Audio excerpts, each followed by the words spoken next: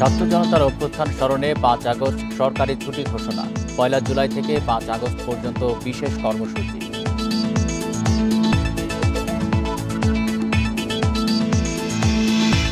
নির্বাচন নিয়ে সরকারের পক্ষ থেকে কোনো নির্দেশনা পায়নি সেনাবাহিনী। দায়িত্ব পালনে প্রস্তুত সেনা সদর।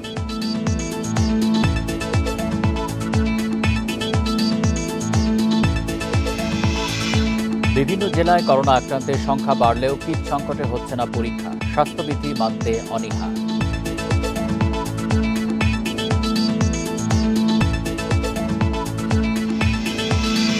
বৈরী আবহাওয়া এলএনজি সরবরাহ বন্ধ থাকায় চট্টগ্রাম, কুমিল্লা সহ বিভিন্ন জেলায় গ্যাস সংকট, রাতে স্বাভাবিকের আশা।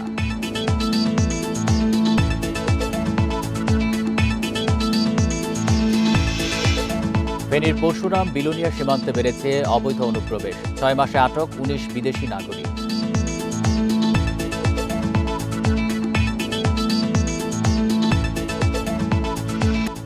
স্বাগত সমগ্র বাংলাদেশে। আপনাদের সাথে আছি আমি আলী আশরাফ। শুনছিলেন শিরোনাম, যাচ্ছি পুরো খবরে। জুলাই অভ্যুত্থানকে স্মরণ করে প্রতি বছর ৫ আগস্ট সরকারি ছুটি থাকবে। অভ্যুত্থানের বার্ষিকীতে এবছর ১ জুলাই থেকে ৫ আগস্ট পর্যন্ত বিশেষ কর্মসূচি পালন করা হবে, জানিয়েছেন সংস্কৃতি বিষয়ক উপদেষ্টা মোস্তফা সরওয়ার ফারুকী। বিকেলে ফরেন সার্ভিস একাডেমিতে সংবাদ সম্মেলনে এই তথ্য দেন সংস্কৃতি বিষয়ক উপদেষ্টা। তিনি বলেন, ১ জুলাই থেকে অভ্যুত্থানের উদযাপনের আয়োজন শুরু হবে। ১৪ জুলাই থেকে ৫ আগস্ট পর্যন্ত মূল আনুষ্ঠানিকতা থাকবে। অন্যদিকে প্রেস সেক্রেটারি শফিকুল আলম জানান, জুলাই ঘোষণাপত্র তৈরি করতে উপদেষ্টা ওয়াহিদুদ্দিন মাহমুদের নেতৃত্বে কমিটি গঠন করা হয়েছে। তারা ৫ আগস্টের আগেই জুলাই ঘোষণাপত্রের কাজ শেষ করবেন। ১ তারিখ থেকে আমাদের কর্মসূচি শুরু হবে, কিন্তু মূল ইভেন্ট কিক অফ হবে জুলাইয়ের ১৪ তারিখ থেকে এবং এটা চলবে ৫ আগস্ট পর্যন্ত। এটা এবছর থেকে প্রতি বছরই পালিত হবে। ফেব্রুয়ারিতে নির্বাচন নিয়ে সরকারের তরফ থেকে এখনও কোনো নির্দেশনা পায়নি সেনাবাহিনী। অফিসিয়ালি নির্দেশনা পেলে নির্বাচনী দায়িত্ব পালন করবে সেনাবাহিনী। দুপুরে সেনা সদরে নিয়মিত ব্রিফিংয়ে এই তথ্য জানানো হয়। সংবাদ সম্মেলনে আরও জানানো হয়, দেশের যে কোনো প্রান্তে মব ভায়োলেন্স রুখতে কঠোর অবস্থানে রয়েছে সেনাবাহিনী। শীর্ষ সন্ত্রাসীদের গ্রেপ্তারে অভিযান অব্যাহত থাকবে। পুশিন বিষয়ে জানানো হয়, সীমান্তে বর্ডার গার্ড ও কোস্টগার্ড কাজ করছে। একই সাথে বৃদ্ধি করা হয়েছে গোয়েন্দা নজরদারি। তবে সেনাবাহিনীকে যুক্ত করার মতো অবস্থা এখনও তৈরি হয়নি বলেও ব্রিফিংয়ে জানানো হয়। এছাড়াও গত ৩ সপ্তাহে বিভিন্ন ধরনের অপরাধের সাথে সম্পৃক্ত ১৯৯৬ জন সহ এ পর্যন্ত সর্বমোট ১৫,২৬২ জনকে সেনাবাহিনী গ্রেপ্তার করেছে বলেও জানান তিনি।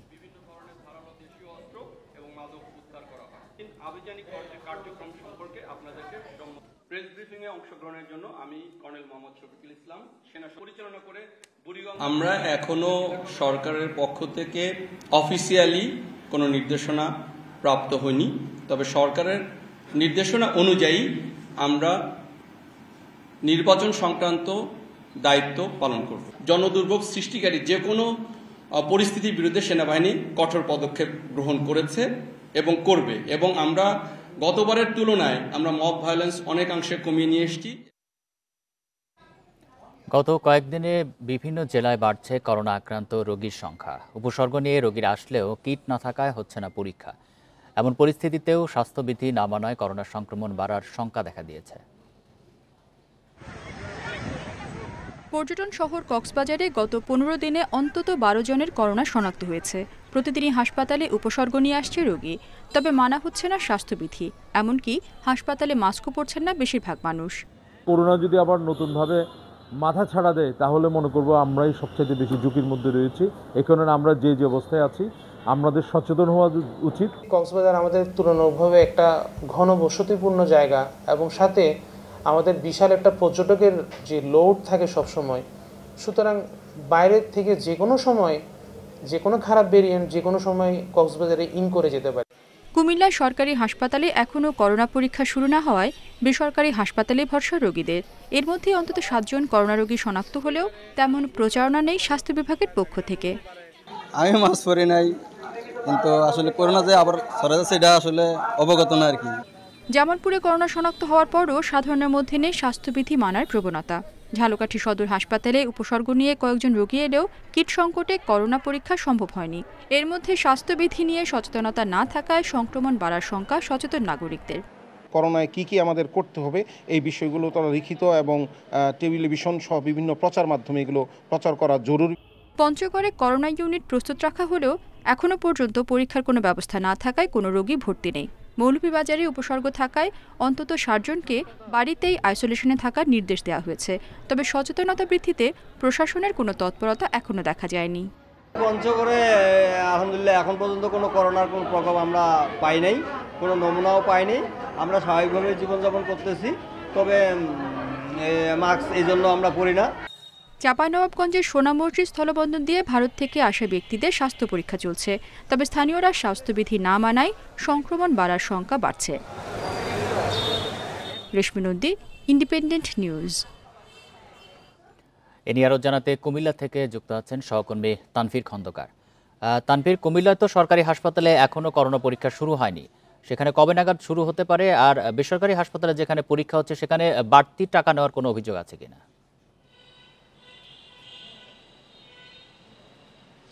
কুমিল্লাতে আগামী সপ্তাহের রবিবার থেকে সরকারিভাবে করোনা পরীক্ষা শুরু হবে বলে আমাদেরকে সিভিল সার্জন জানিয়েছেন। তিনি বলেছেন যে ইতিমধ্যে কিছু পরিমাণে কিট এসে পৌঁছেছে, সেগুলো দিয়ে আগামী সপ্তাহ থেকে করোনা পরীক্ষা শুরু হবে কুমিল্লা জেনারেল হাসপাতাল, অর্থাৎ যেটি সদর হাসপাতাল নামে পরিচিত সেটিতে। এছাড়াও যদি কিট আসে তাহলে কুমিল্লা মেডিকেল কলেজ হাসপাতালেও কিন্তু এই পরীক্ষা শুরু করা যেতে পারে।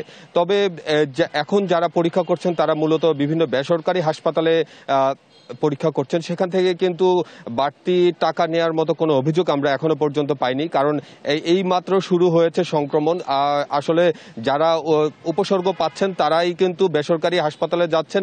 তারা বিভিন্ন ধরনের এক্স-রে কিংবা সিটি স্ক্যান এই ধরনের পরীক্ষাগুলো করে মূলত তারা করোনা আক্রান্ত বলে শনাক্ত হচ্ছেন। সেই ক্ষেত্রে কিন্তু শুধু যে করোনার জন্য টাকা নেওয়া বা ফি নেওয়া সেটার বিষয়ে কিন্তু কোনো নির্ধারণ করা কিন্তু নেই, যে কারণে বাড়তি টাকা নেওয়ার বিষয়টি কিন্তু এখনো পর্যন্ত উঠে আসেনি।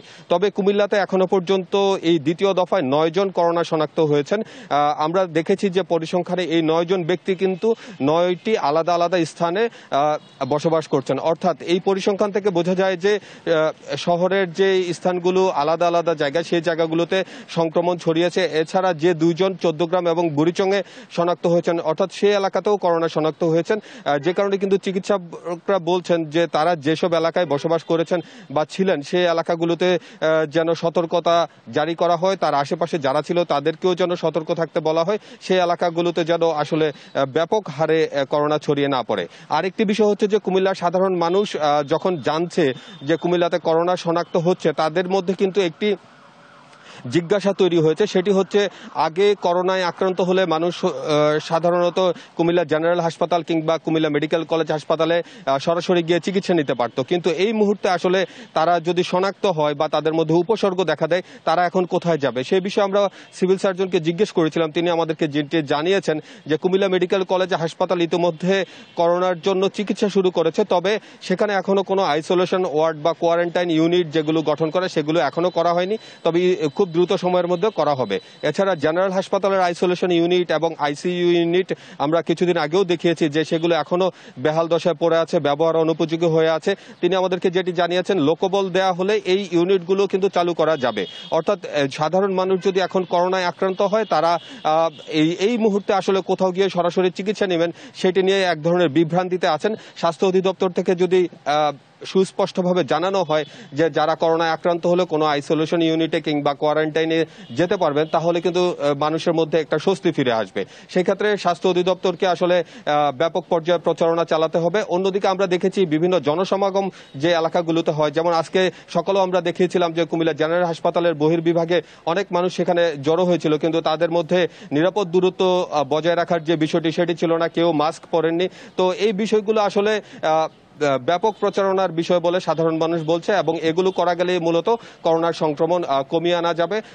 সেক্ষেত্রে কিন্তু সতর্কতার বিকল্প কেউই দেখছেন না। তো এই ছিল মূলত কুমিল্লা থেকে আমার কাছে করোনা পরিস্থিতির সর্বশেষ খবর। কুমিল্লা থেকে জানাচ্ছেন সহকর্মী তানভীর খন্দকার। করোনা সংক্রমণ নিয়ে সারা দেশে উদ্বেগ ছড়িয়ে পড়লেও কুষ্টিয়ায় নেই শনাক্তের কোনো ব্যবস্থা। জেলার একমাত্র করোনা পরীক্ষার পিসিআর ল্যাব বন্ধ থাকায় বিপাকে স্থানীয়রা। চুরি হয়ে গেছে যন্ত্রাংশও। হাসপাতাল কর্তৃপক্ষ বলছে কিটসহ প্রয়োজনীয় সরঞ্জাম হাতে পেলে আবারও চালু হবে করোনা শনাক্তের কার্যক্রম। 2020 সালে কুষ্টিয়া সদর হাসপাতাল প্রাঙ্গণে একতলা ছোট ভবনে বসানো হয় পিসিআর ল্যাব। আশপাশের কয়েক জেলা থেকেও লোকজন আসতেন করোনা শনাক্তের জন্য। পরে সংক্রমণ কমে আসায় বন্ধ হয়ে যায় ল্যাবটি। রক্ষণাবেক্ষণ না থাকায় জেলার একমাত্র পিসিআর ল্যাবটি এখন জরাজীর্ণ। চুরি হয়ে গেছে দুটি পিসিআর মেশিনের একটি। এয়ার কন্ডিশনার ও কম্পিউটার সহ গুরুত্বপূর্ণ যন্ত্রাংশ খোয়া গেছে। সম্প্রতি নতুন করে করোনা সংক্রমণ ছড়ানোর পর জানাজানি হয় চুরির তথ্য। টেস্ট করতে না পারায় বিপাকে স্থানীয়রা। সব ধরনের তাদের লোকবল আছে, প্রশাসন আছে, কতটা তারা অযোগ্য এবং কতটা অবহেলা করলে জিনিসগুলো হারিয়ে যেতে পারে। সব টেস্টই আমার হয়ে গেছে, হয়ে যাওয়ার পরে করোনার টেস্টটা করতে পারিনি, মেশিন বলে হারা গেছে। সামনে করোনা আসছে, সেটার জন্য আমরা সবাই প্রস্তুত হওয়ার জন্য চিন্তা করছি, কিন্তু আমরা শুনছি যে এই পিসিআর ল্যাবে কিছুই নেই, সমস্ত যন্ত্রপাতি এখান থেকে চুরি হয়ে গেছে বা কোনো কিছুই এখানে আর কি নাই। চুরির ঘটনার পর ল্যাবের যন্ত্রাংশ সরিয়ে নেওয়া হয়েছে কুষ্টিয়া মেডিকেল কলেজ হাসপাতালে। কিট সহ প্রয়োজনীয় সরঞ্জাম এলে সেখানে চালু হবে করোনা পরীক্ষা। পিসিআর মেশিন ওই ল্যাবে 2টা ছিল, তারপরেও আবার 2টা মেশিন নতুন এসেছিল, সেটা আমাদের এই ক্যাম্পাসে মানে এই ভবনে আছে। যদি সরকারি নির্দেশনা আসে পরীক্ষা করার জন্য, তো আমাদের পরীক্ষা করার জন্য আমরা সক্ষম। তবে মানে আছে, মেশিনপত্র আছে, কিন্তু জনবল নেই। 2020 সালের 8 মার্চ থেকে পরের কয়েক বছর জেলায় করোনা আক্রান্ত হয়ে মৃত্যু হয়েছে 855 জনের। Independent news. এ বিষয়ে জানাতে যোগ দিচ্ছেন সহকর্মী মিলনুল্লাহ।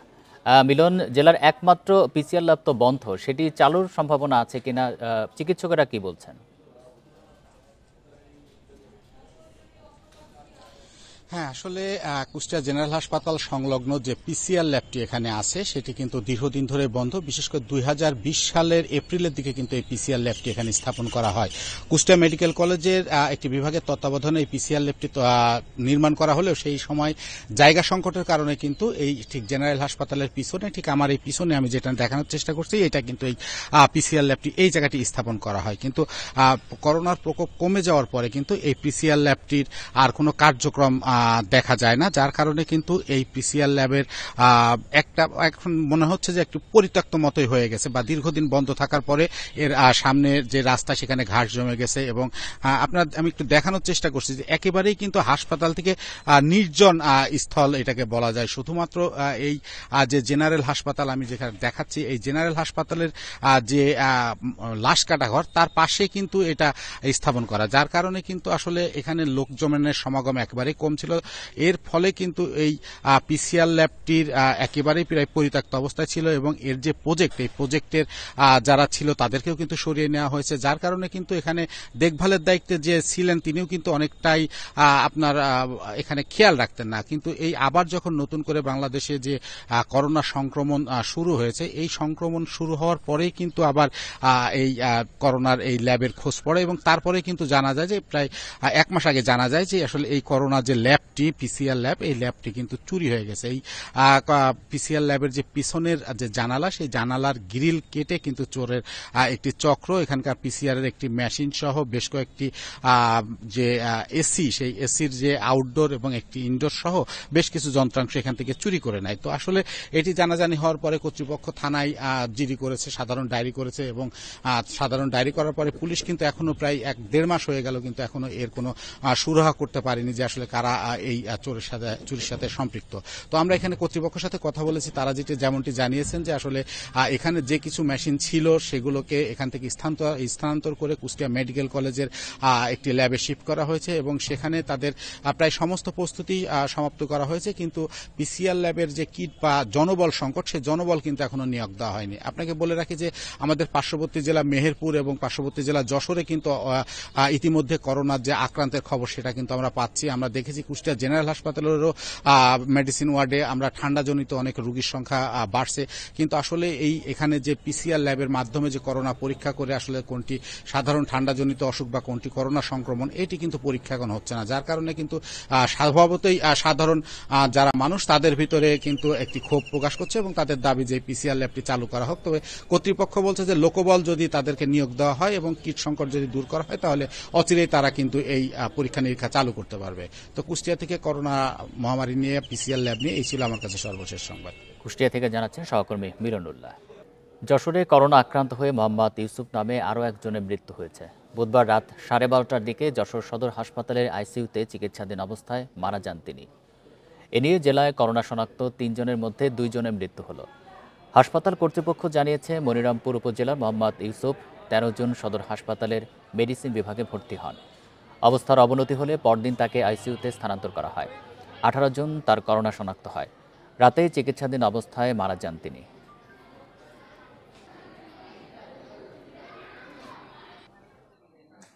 করোনা পজিটিভ রোগীর সন্ধান পেয়েছি এবং 3 জনের মধ্যে একজন ধীরে ধীরে সুস্থ হয়ে যাচ্ছে, আর বাকি 2 জন আসলে আইসিইউতেই ভর্তি ছিল, মারা গিয়েছে গত।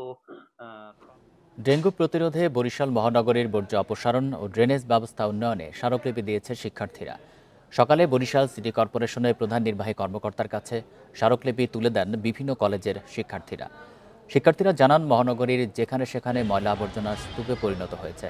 জলাবদ্ধতা, মশার উপদ্রবে ডেঙ্গু ও ঠান্ডাজনিত রোগের প্রকোপ আশঙ্কাজনক হারে বৃদ্ধি পাচ্ছে। চলতি বছর বরিশালে ডেঙ্গু আক্রান্তের সংখ্যা 3185 জন। সবচেয়ে বেশি আক্রান্ত হয়েছে বরগুনা জেলায়।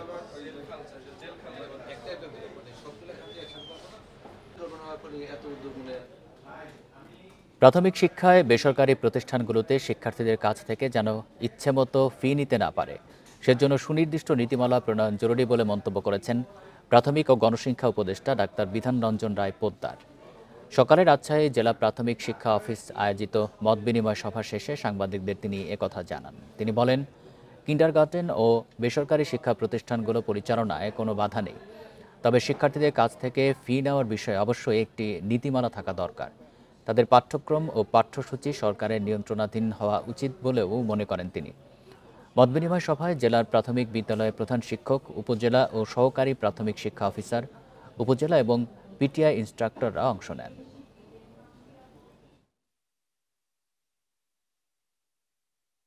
আমাদের দায়িত্ব হচ্ছে যে সরকারি প্রতিষ্ঠানগুলোকে মানসম্মত করা, যেন সেখানে মানুষ যারা আসবে, বাচ্চারা আসবে, তারা যেন মানসম্মত শিক্ষা পায়। সব ষড়যন্ত্র রুখতে নির্বাচিত সরকারের বিকল্প নেই বলে মন্তব্য করেছেন বিএনপি চেয়ারপারসনের উপদেষ্টা আব্দুস সালাম। দুপুরে নওগাঁর বদলগাছিতে এক সভায় তিনি এই মন্তব্য করেন। বলেন, সংস্কারের নামে কালক্ষেপণ করা যাবে না। দেশ পরিচালনার জন্য বেগম খালেদা জিয়া ও তারেক রহমানের মতো নেতার প্রয়োজন। বিএনপি কখনো অন্যায়কে প্রশ্রয় দেয় না বলে মন্তব্য করে জনগণের জন্য কাজ করতে নেতাকর্মীদের আহ্বান জানান আব্দুল সালাম।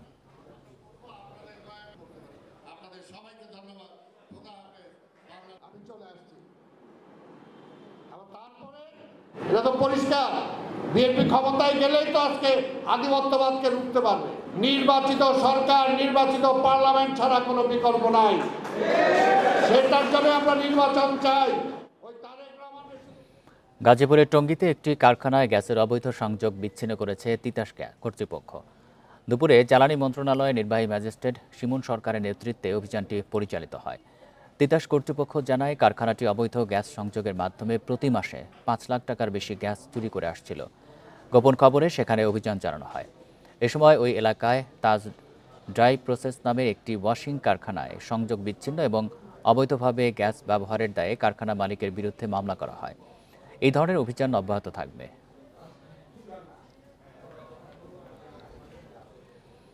ব্রাহ্মণবাড়িয়া সদরে একটি চুনতুরির কারখানায় অভিযান চালিয়ে অবৈধ গ্যাস সংযোগ বিচ্ছিন্ন করা হয়েছে। কারখানাটিতে প্রতি মাসে অন্তত 40 লাখ টাকা মূল্যের গ্যাস চুরি হচ্ছিল বলে জানিয়েছে বাকরাবাদ কর্তৃপক্ষ। রাতে উপজেলা নয়নপুর এলাকায় অভিযান চালিয়ে গ্যাস সংযোগ বিচ্ছিন্ন করে কর্তৃপক্ষ। বাকরাবাদ গ্যাস ডিস্ট্রিবিউশন কোম্পানি লিমিটেডের উপমহাব্যবস্থাপক প্রকৌশলী মোহাম্মদ শাহ আলম জানান, রাসেল মিয়া দীর্ঘদিন ধরে তার চুনতুরির কারখানায় অবৈধভাবে পাইপলাইনের গ্যাস ব্যবহার করে আসছিল। গ্যাস চুরির বিষয়টি যেন ধরা না পড়ে, সেজন্য কারখানাটিতে এলপিজি সিলিন্ডারও মজুত করে রাখা হয়। এর মধ্যে গোপন সংবাদের ভিত্তিতে গতরাতে কারখানাটিতে অভিযান চালিয়ে গ্যাস সংযোগ বিচ্ছিন্ন করা হয়েছে। কারখানা মালিকের বিরুদ্ধে ব্যবস্থা নেওয়ার পাশাপাশি কারখানাটি ঘুরিয়ে দেওয়ার উদ্যোগ নেওয়া হবে বলে জানান তিনি।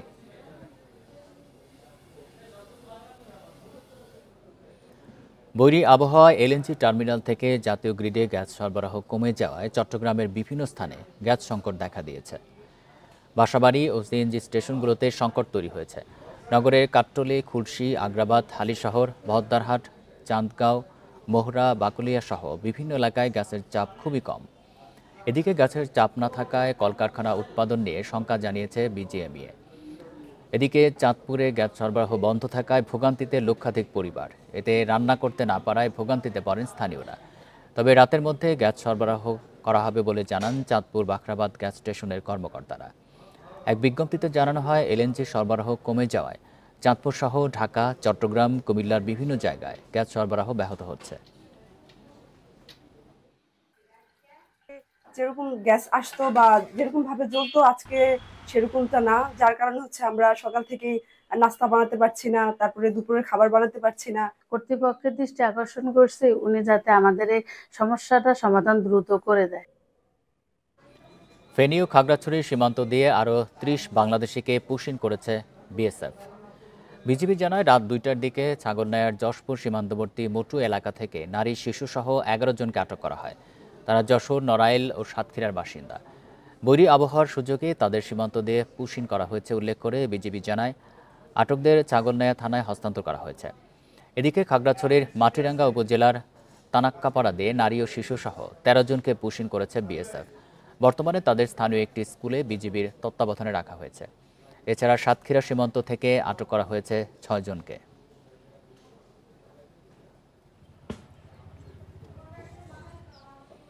ফেনীর পরশুরাম বিলোনিয়া সীমান্ত দিয়ে ভিনদেশি নাগরিকের যাতায়াত বেড়ে গেছে আশঙ্কাজনকভাবে। অবৈধ পারাপারের সময় এই সীমান্তে গত ৬ মাসে আটক হন ১৯ জন বিদেশি নাগরিক। এ নিয়ে উদ্বেগ বাড়ছে আইনশৃঙ্খলা রক্ষাকারী বাহিনীতে। তবে বিজিবি বলছে, অবৈধ চোরাচালান, মাদক ও অনুপ্রবেশ ঠেকাতে তারা জিরো টলারেন্স অবস্থানে।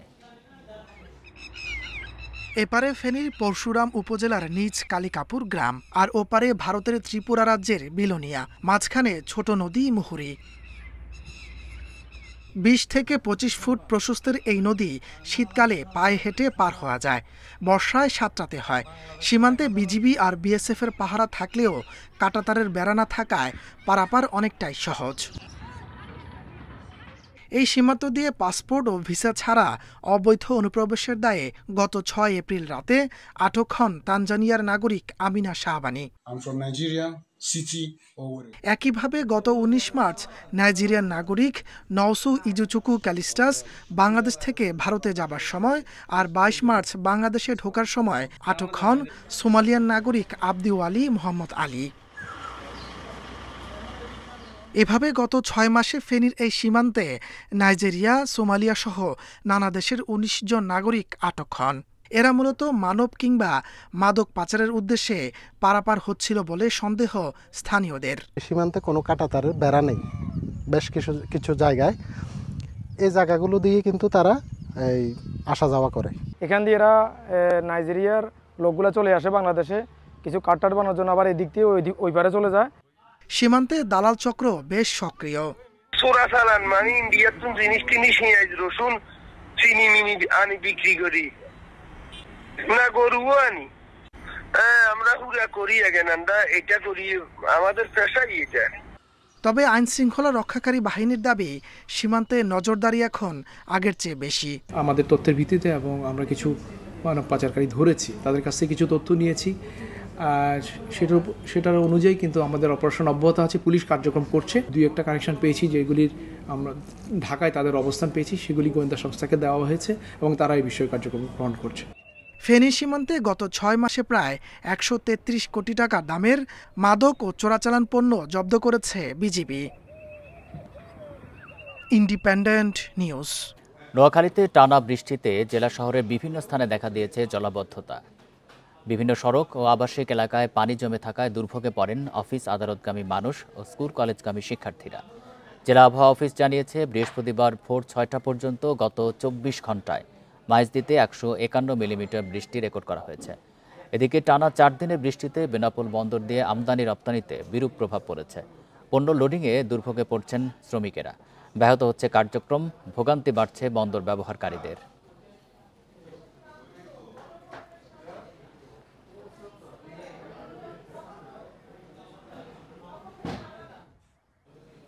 কুমিল্লায় শ্বশুরকে হত্যার অভিযোগে তাসনিমা আক্তার নামে এক গৃহবধূকে যাবজ্জীবন কারাদণ্ড দিয়েছে আদালত। একই সঙ্গে 50,000 টাকা জরিমানা এবং অনাদায়ে আরও 6 মাসের কারাদণ্ড দেওয়া হয়। দুপুরে অতিরিক্ত জেলা ও দায়রা জজ পঞ্চম আদালতের বিচারক মোসাম্মদ ফরিদা ইয়াসমিন এই রায় দেন। মামলার বিবরণে জানা যায়, জেলার লাকসাম উপজেলার তাসনিমা আক্তারের পরকীয়ার বিষয়ে প্রতিবাদ করেন শ্বশুর মোহাম্মদ চান মিয়া। এতে তাসনিমা আক্তার 2014 সালে রাতে ঘুমন্ত শ্বশুরকে ছুরিকাঘাতে হত্যা করে। এই ঘটনায় 12 জন সাক্ষীর সাক্ষ্য শেষে তাসনিমা আক্তারকে যাবজ্জীবন কারাদণ্ড দেওয়া হয়।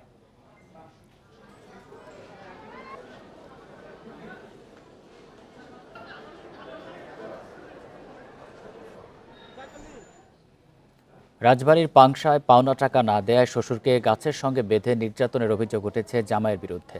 এই ঘটনায় 3 জনকে আটক করেছে পুলিশ। সকালে উপজেলার সমসপুর গ্রামে এই ঘটনা ঘটে। পুলিশ জানায়, জমি লিজ দেওয়ার কথা বলে মেয়ের জামাই দাউদ মণ্ডলের কাছ থেকে 1 লক্ষ টাকা নেন শ্বশুর সাইদুল প্রামাণিক। পরে জমি দিতে না পারায় সাইদুল প্রামাণিকের কাছে টাকা ফেরত চান দাউদ, কিন্তু সেই টাকা কয়েক বছরেও ফেরত দেননি শ্বশুর সাইদুল। এ নিয়ে কয়েকবার সালিশি বৈঠকেও সমাধান হয়নি। সকালে সাইদুল প্রামাণিককে পেয়ে গাছের সঙ্গে বেঁধে নির্যাতন চালান দাউদ মণ্ডল। পরে পুলিশ খবর পেয়ে সাইদুলকে উদ্ধার করে।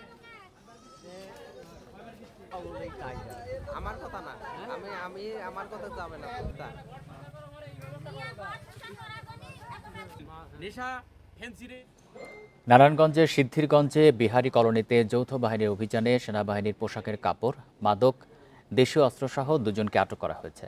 গতরাতে আদমজি ইপিজেড সংলগ্ন বিহারি কলোনিতে এই অভিযান চালানো হয়।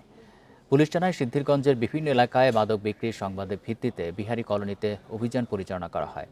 রাত 8টায় শুরু হয়ে প্রায় 3 ঘণ্টাব্যাপী চলে এই অভিযান। এ সময় 2 নারীর ঘর থেকে 17টি বিভিন্ন ধরনের দেশীয় অস্ত্র, 11টি মোবাইল, সেনাবাহিনীর পোশাকের কাপড়, 84 প্যাকেট গাঁজা উদ্ধার করা হয়।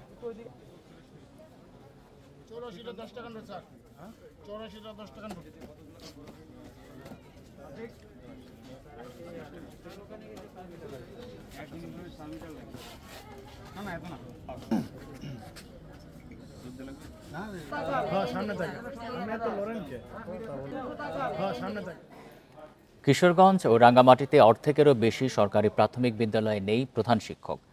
ফলে স্বাভাবিক পাঠদান ব্যাহত হচ্ছে বলে অভিযোগ সহকারী শিক্ষকদের। শিগগিরই এসব শূন্যপদ পূরণ করার আশ্বাস দিয়েছেন জেলা প্রাথমিক শিক্ষা অফিসার। কিশোরগঞ্জের নিকলির রোদারপুড্ডা সরকারি প্রাথমিক বিদ্যালয়ে প্রধান শিক্ষক নেই 6 বছর ধরে।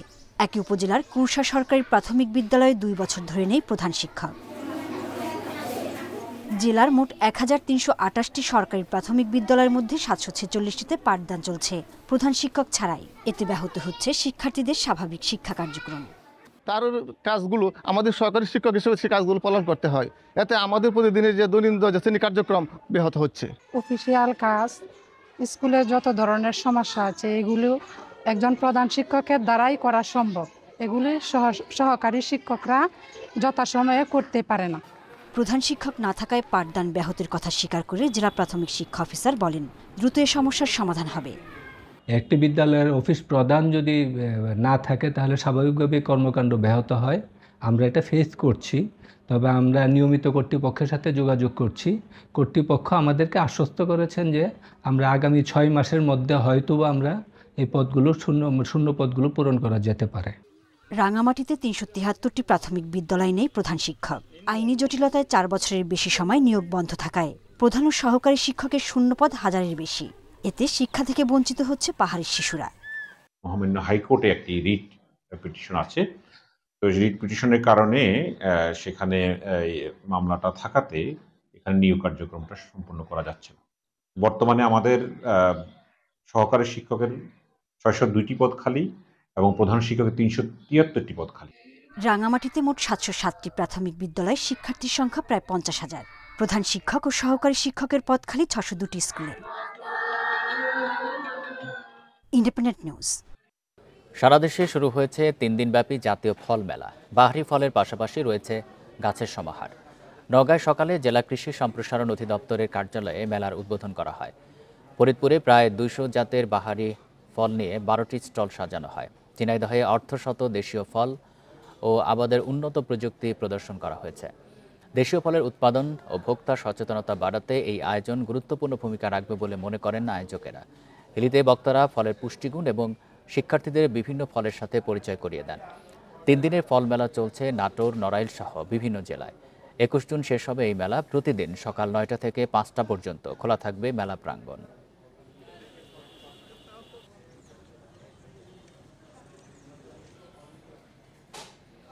এ বিষয়ে আরও জানাতে এবার নাটোর থেকে যুক্ত হয়েছেন সহকর্মী বাপ্পি লাহিড়ী। বাপ্পি, কত জাতের ফল নিয়ে এই মেলাটি হচ্ছে, কতগুলি স্টল রয়েছে সেখানে, আর দর্শনার্থীদের আগ্রহ কেমন দেখতে পাচ্ছেন?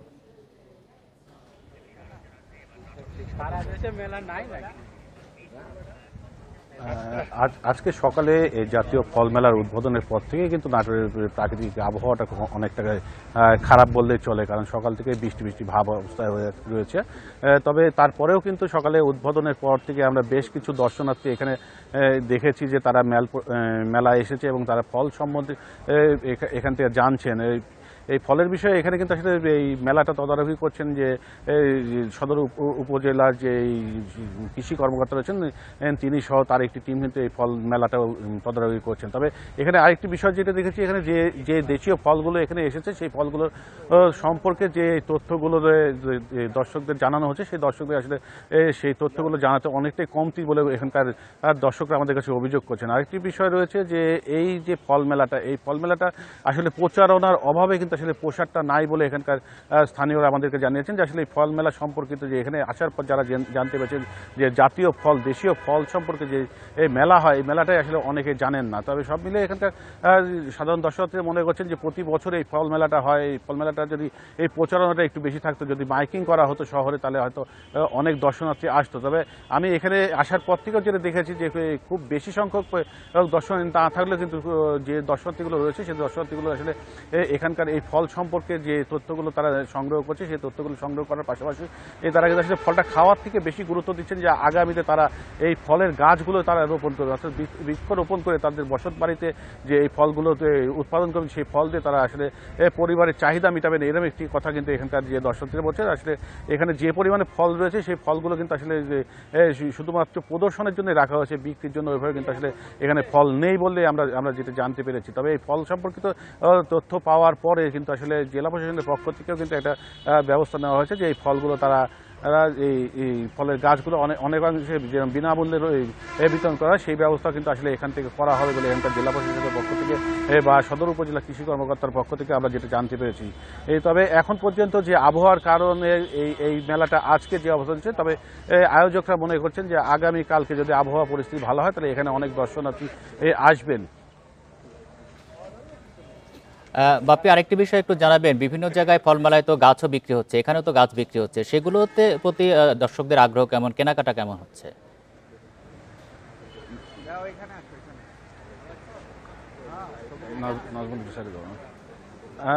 আজকে আসলে এই ফল মেলাটা যে ফল মেলাটা শুরু হয়েছে, এই মেলাটা কিন্তু শুরুর পর থেকেই এই প্রাকৃতিক দুর্যোগ আসলে বৃষ্টির কারণে এখন পর্যন্ত সেইভাবে আসলে এখানে কোনো ক্রেতা সমাগম হয়নি। যে অল্প কিছু ক্রেতা সমাগম হয়েছিল সেখান থেকে আসলে খুবই অল্প সামান্য কয়েকটি হাতে কোনো কয়েকটি আসলে ফলস গাছ বিক্রি হয়েছে, এখানকার ব্যবসায়ীরা আমাদেরকে জানিয়েছেন যে আসলে আবহাওয়ার কারণে এখন পর্যন্ত এই মেলাটা।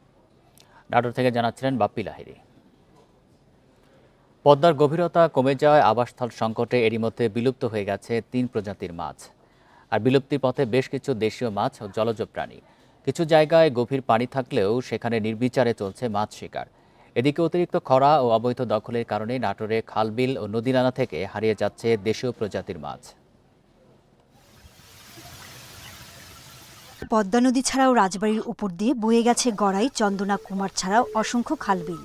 এসব নদী খালবিলে পাওয়া যেত শিং, মাগুর, পাবদা, পুঁটি, শোল, বোয়াল সহ নানা প্রজাতির দেশীয় মাছ। এরই মধ্যে বিলুপ্ত হয়ে গেছে 3 প্রজাতির মাছ, বিলুপ্তির পথে আরও 5 প্রজাতি। নাব্যতা সংকটে পদ্মা নদীর গভীরতা কমে যাওয়ায় আবাসস্থল সংকটে দেশীয় মাছ ও জলজ প্রাণী। কিছু জায়গায় নির্বিচারে চলছে মাছ শিকার। ধরা পড়ছে বিশাল আকারের বাঘাইর আইসসহ বিভিন্ন প্রজাতির মা মাছ।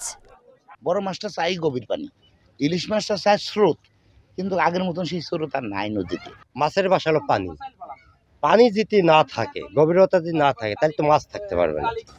দেশি মাছ রক্ষায় নদীগুলোতে মাছের অভয়ারণ্য করার পরিকল্পনা রয়েছে বলে জানিয়েছেন জেলা মৎস্য কর্মকর্তা।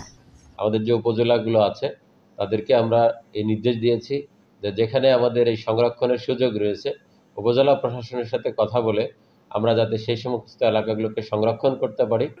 এদিকে চলনবিল খ্যাত নাটোরে অবৈধ দখলের কারণে হারিয়ে যাচ্ছে দেশীয় প্রজাতির মাছ। প্রাকৃতিক মাছ কমে যাওয়ায় বেশি দামে পুকুরের মাছ কিনছেন ক্রেতারা। এখন সব হাইব্রিড মাছ আর প্রচুর দাম, এত দাম দিয়ে মাছ কিনা খুব মুশকিল হয়ে গেছে। বিল নদী সব দখল হয়ে যাচ্ছে, দেশি মাছ হারাই যাচ্ছে, পাওয়াই যাচ্ছে না। ভরাট নদীগুলো খননের একটি প্রকল্প মন্ত্রণালয় পাঠিয়েছে পানি উন্নয়ন বোর্ড। আর অতি আহরণজনিত কারণে মাছের প্রজাতি বিলুপ্ত হওয়ার পথে বলছে মৎস্য বিভাগ। বড়াল, নারদ এবং মুসাখা নদী খনন প্রকল্পের ডিবিটি বর্তমানে মিনিস্ট্রিতে পাঠানো হয়েছে। এটা পাশ হইলে আমরা এই 3টে নদী খনন করব। তো অতি আহরণজনিত কারণে আমাদের প্রজাতিগুলো বিলুপ্তির একটা আশঙ্কা থাকে। 5 থেকে 7 ফুট পানি ধরে রেখে তারপরে যদি সেচ কাজ করা হয় তাহলে মাছও বাঁচবে, আমাদের কৃষিকাজও হবে, সেক্ষেত্রে আমাদের প্রজাতিগুলো ধরে রাখা সম্ভব হবে। বড়াল, নারদ নদ সহ নাটোরের নদী ও বিলগুলো দ্রুত দখলমুক্ত খননের দাবি স্থানীয়দের। সোহেলি জাহান, ইন্ডিপেন্ডেন্ট নিউজ। এই ছিল সমগ্র বাংলাদেশে ইন্ডিপেন্ডেন্ট টেলিভিশনের সব খবরের আরো বিস্তারিত জানতে চোখ রাখুন ফেসবুক, ইউটিউব এবং এক্সে। ধন্যবাদ সবাইকে।